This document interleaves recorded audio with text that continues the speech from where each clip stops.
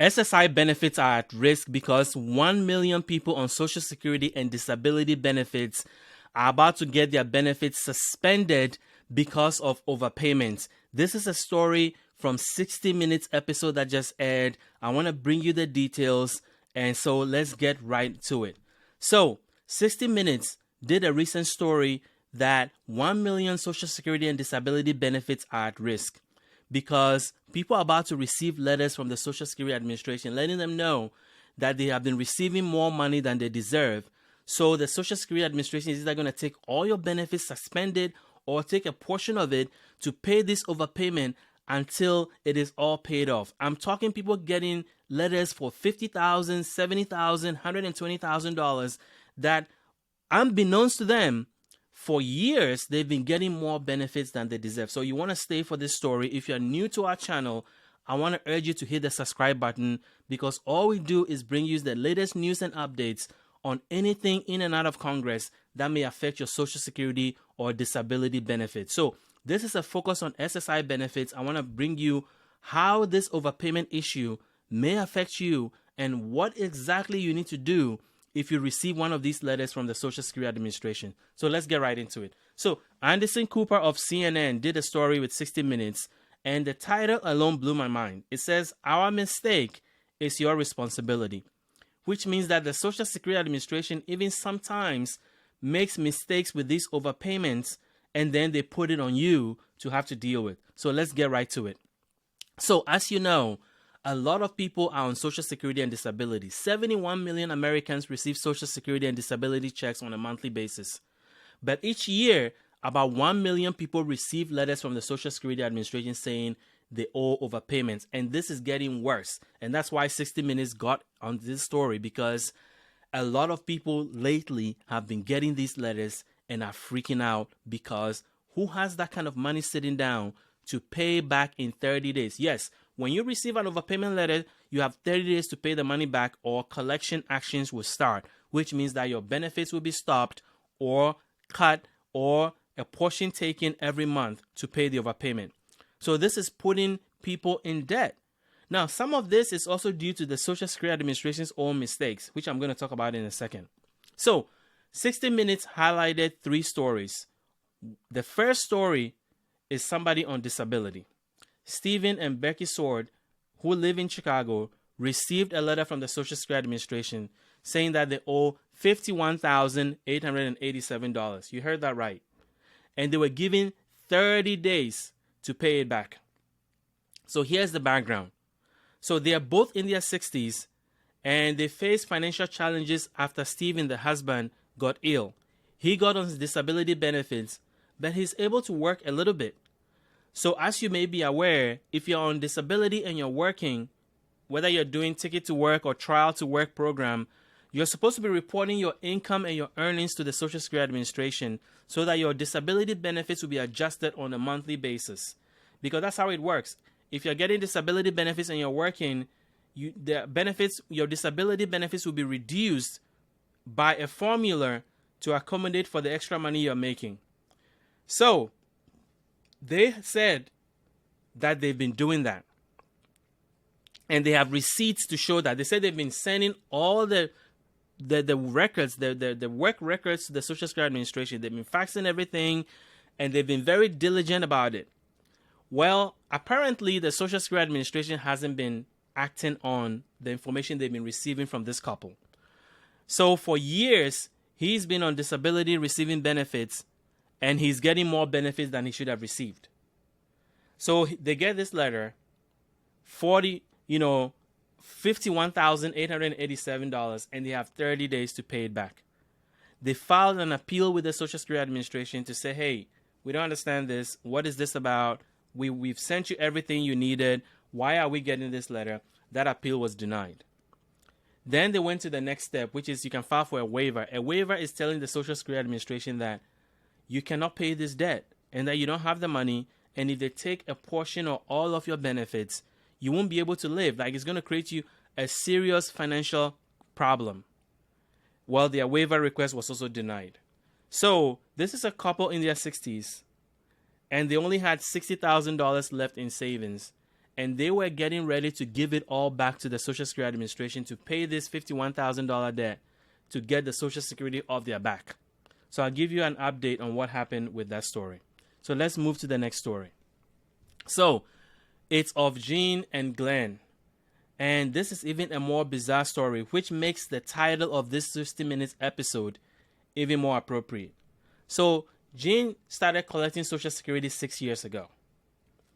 What happened was that when the Social Security Administration calculated how much benefit she's supposed to receive each month, they made a huge error. They used the wrong work history to calculate her Social Security benefits.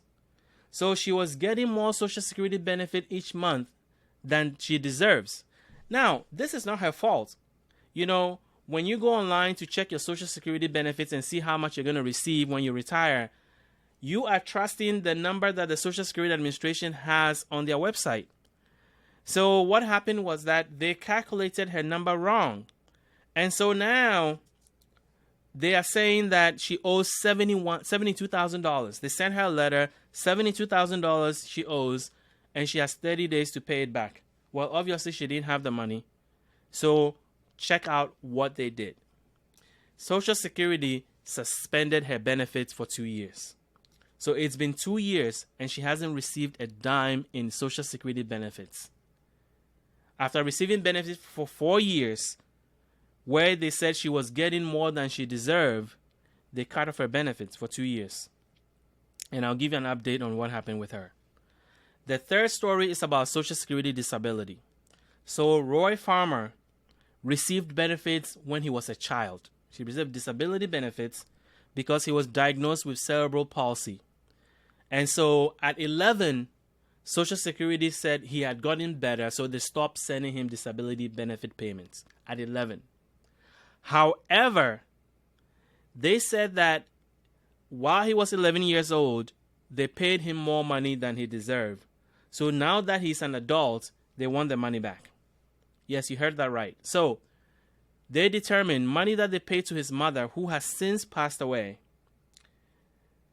And now they are coming to him as an adult in his 20s to pay the $4,920 that they paid his mom to take care of him while he was young and on disability. Why are they going after an adult for payment that was made when he was a child to his mom? Because the Social Security Administration said he's now working and he can afford to pay it back. So what is behind all this? Why is the Social Security Administration getting all of a sudden so aggressive? Well, it turns out that $21.6 billion in overpayments is owed. It means that the Social Security Administration has paid $21.6 billion more to people than they should have received. So Congress is drawing scrutiny, is scrutinizing, why are we in this situation? Why is this amount of money being sent out? What is going on? And because there's no accountability with the Social Security Administration, you know, in terms of why are we waiting years to hit people with $51,000 in bills or $72,000 in bills? And then, you know, because these people don't have powerful people advocating for them, people who are vulnerable on fixed income, on disability, nobody's really advocating for them. So their appeals are denied or waivers are denied in record numbers. And people are left with this mountain of debt that they have to deal with disability benefits. So majority of these overpayments are disability beneficiaries. This also is compounded by the fact that the Social Security Administration is facing staffing issues. More people are on Social Security and disability benefits than ever before. But then the staffing level at the Social Security Administration has fallen from 67,000 people in 2010 to $56,000 in 2022.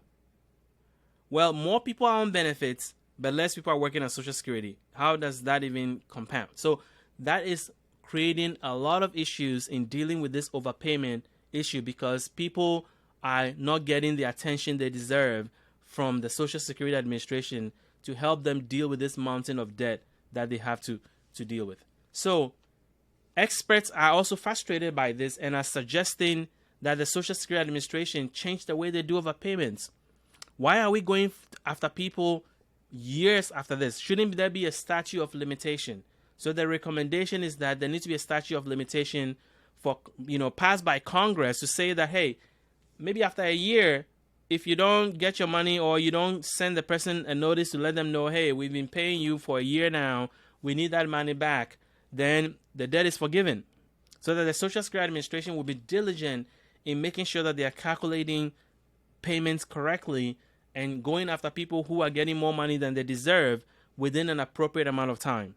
And also, people on disability benefits have very limited resources. They can only get $2,000 in assets in their bank account. So if you're on disability and you received a bill from the Social Security Administration, you owe $51,000, where is the money going to come from?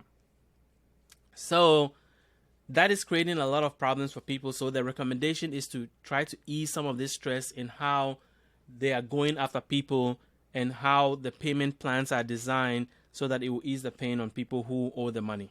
But they've been very aggressive. And the reason is that the Social Security Trust Fund is supposed to be depleted by 2035. So the Social Security Administration's policy is that, hey, we are trying to help. We are trying to collect all the money that is owed the government because we have this Social Security Trust Fund issue. We're trying to help. People owe us money. We're going to get it back. The problem is that it is causing a lot of stress on vulnerable people, on people on fixed income. And even though the amounts that they are collecting back is big, I mean, $3.3 billion in 2022 that they collected back from overpayments. It's a big deal. But compared to what is owed or the shortfall that is expected in the Social Security Trust Fund, this is a drop in the bucket.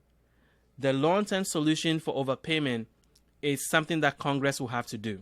Congress has to pass a law and make changes to Social Security. And I've recorded videos. If you look at our video library, I recorded what the president has proposed to fix Social Security and disability benefits, what the Republicans are proposing, so that you can decide for yourself. So check out our video library. And I've updated that recently, so it has all the information you need about how the president wants to change Social Security that's going to affect everybody, and how the Republicans also have a plan to do the same. But it has to be something that Congress passes and the president signs. It's not going to come from overpayments. That's not going to fix the big shortfall in Social Security benefits. It's way, way, way bigger than that. Now, here's the interesting part of this story about the three people that were featured on 60 Minutes. It shows you the power of the media. It shows you when you have powerful people backing you, things do happen. So, because 60 Minutes aired the stories of these three people and reached out to the Social Security Administration and put pressure on them about why these people are being forced to pay this money back, all of a sudden, the Social Security Administration changed their mind and forgave all the debt. So these three people that were featured on 60 Minutes got their debt forgiven. The question is, how about the 1 million people that are getting letters this year that they owe overpayment? Are their debt going to be forgiven too? Do you always have to have powerful people behind you to get the Social Security's attention to be fair in their decisions? Because the Social Security has power to forgive the debt.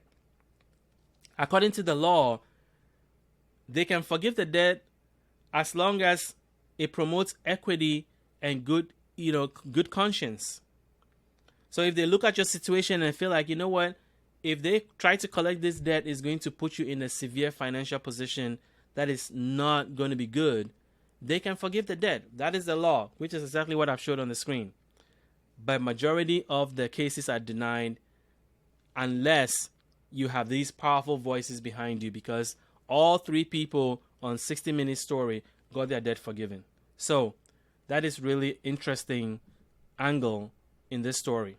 So if you receive an overpayment letter, here are the things you can do. You have three options. Number one, if you have the money, you can pay it back.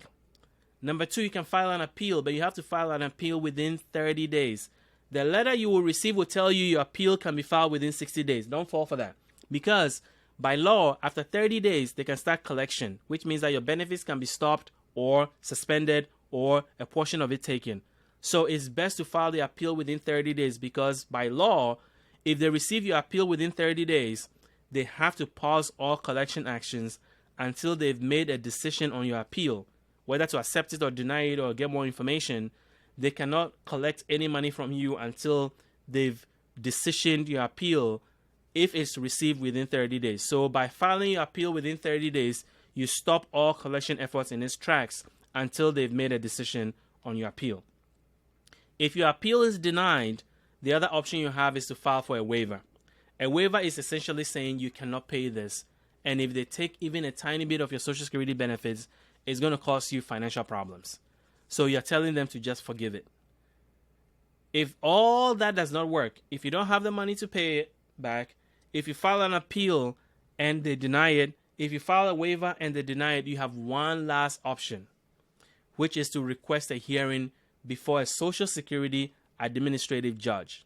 This is a legal proceeding, so you might want to get an attorney to help you prepare your case and put your best foot forward in terms of somebody that understands the law, understands Social Security overpayments, does this for a living, and can build a case to be able to advocate for you based on your personal circumstances. So, if you get to the stage where you request a hearing before a judge, it's advisable to get legal counsel.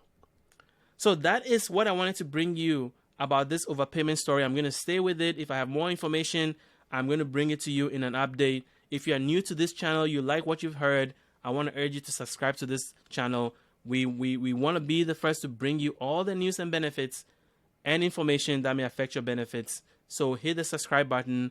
It really helps our channel grow. So until I see you in the next video, thank you for watching.